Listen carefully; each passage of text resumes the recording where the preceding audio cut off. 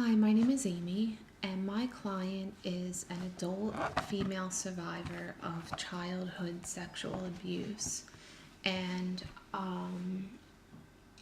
my client has just recently entered treatment, and so I'm going to be speaking to her about trauma and the treatment plan.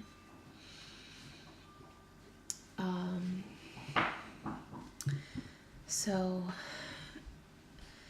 trauma, particularly trauma in sexual abuse survivors in in a that have experienced long-term childhood sexual abuse in a family, um, the effects are devastating. It can affect every aspect of our lives, of a person's life. Number one, safety, just feeling safe in the world in general. Feeling safe not only with strangers but with people that you would know is an expected feeling or reaction that you would have. The inability to tell the difference between the past and the present, that feeling of being stuck. Is this something that's happening right now? Is this something that happened back then? Where am I in time? Am I in a flashback? Am I going crazy? Am I crazy? Questioning who am I? Am I grounded in reality? Those type of questions are common. A sense of also along the lines of being stuck would be this feeling of if you've ever, I'll give an analogy, driving in the car and the car's driving very fast but your foot is on the brake, or riding a bicycle that has multiple gears and maybe a gear gets stuck. That's often what happens in a trauma survivor's brain when there's that fight or flight chemical reaction that often occurs. You may have experienced that when your sense of safety is threatened, or you are in a flashback, or you see your offender, or you are reminded of your offender or of the incident or multiple incidents. Anything that reminds you of, or your brain senses as a threat, or you sense as a threat. You don't necessarily consciously recognize, oh, this is a threat, but it's actually your brain processing it so quickly, which actually brings me to my next thought, which is a big one. It's important to know. Your brain is not your enemy. Your brain is your number one protector. Your brain has always and will always work to take care of you on a primal level. So even when the traumatic event was occurring, when the offense was occurring, your brain was working to protect you, and it still is.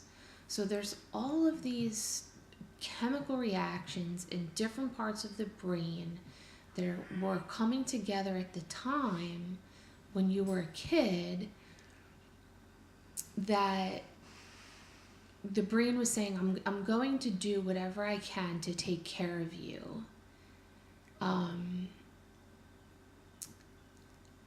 And now, 15 years later, when the brain is still registering this threat, even though it's not occurring, because the brain is reacting on a primal level and it wants to still protect you.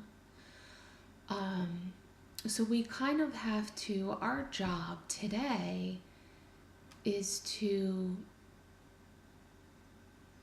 reteach the body to work with the brain to just calm back down.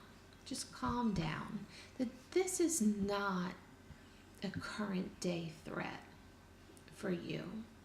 And it can be done. It's sort of teaching the brain that there's this space, there's this gray space between the past and the present that we can work with to relax the brain and get it out of this, that stuck space. When I referred to the car that had the brake on, even though it was speeding,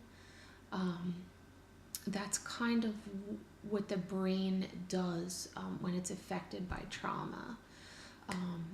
And our job, my job, is to work with you to bring awareness.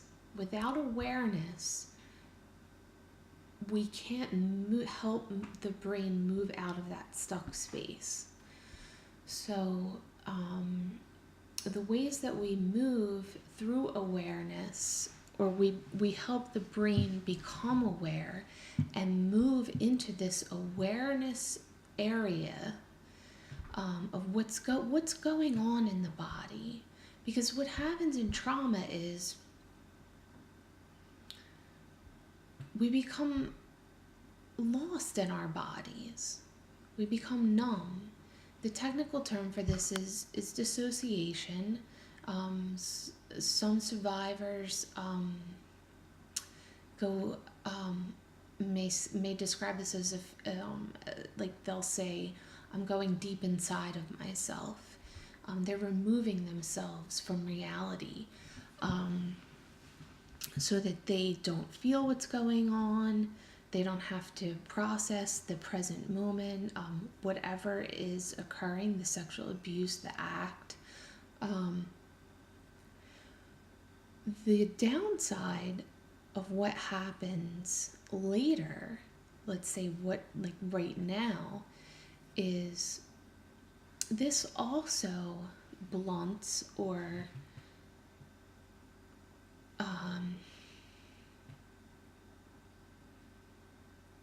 deprives the trauma survivor of much joy.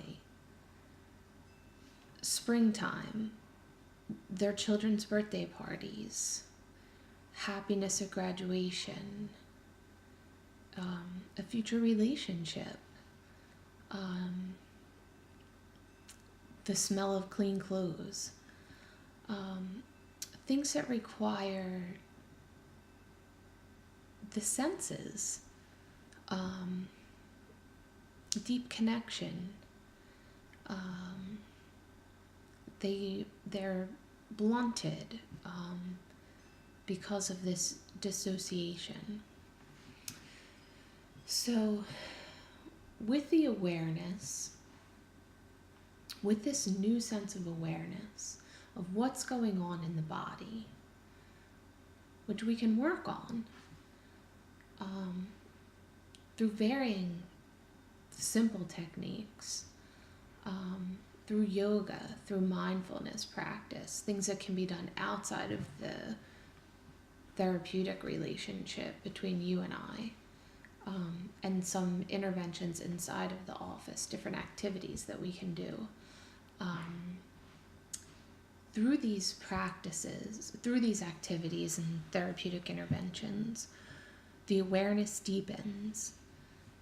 And then through finding these simple satisfactions or deep satisfactions in everyday life,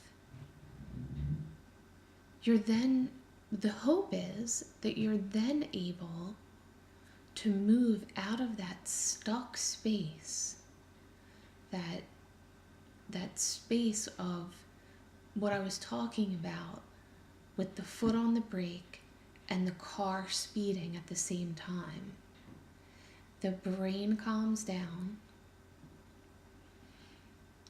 and there's more satisfaction in life. We're able to tap into more positive emotions. The mind and the heart, there's this space between here and here that's it's not void in a trauma survivor. It's just not, the trauma survivor is not able to access it without awareness. But through work and dedication, it can be accessed. And the space between here and here becomes smaller and smaller and smaller. And a sense of wholeness can be achieved. And that is the goal of trauma therapy. And that's what my hope would be in working with you. And that's a nutshell explanation. It's very brief, but there are quite a few proven techniques for working on body awareness that we can go into on the, in subsequent sessions. And there's many activities that you can, that I'm willing to discuss with you outside of formal treatment that are also proven helpful to trauma survivors in terms of bringing body awareness to trauma survivors. Yoga is absolutely one practice that is proven and it also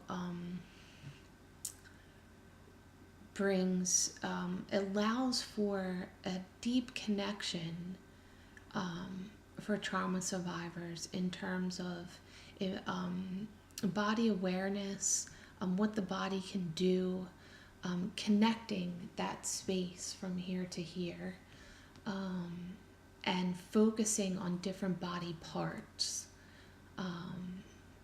and just being in a quiet, safe place is beneficial for many trauma survivors if you're willing or interested to consider. And there's others that we could discuss in the future. But there are other interventions in the office that work on kind of developing this appreciation for the sense of touch through fabric, through a sense of smell, through different aromas, a sense of taste, through just an appreciation of foods, different colors, just various textures, and just kind of appreciating, just kind of introducing the senses to the body, to the outside world in a safe in a safe environment. And I hope my main goal is to to provide a safe place for you to explore mindfulness and awareness, and the effect of trauma on you and your life, and hopefully bridging the gap between the past and the present and this kind of stuck space, and and a move toward recovery, whatever that may look like for you. And I hope that this talk has been helpful.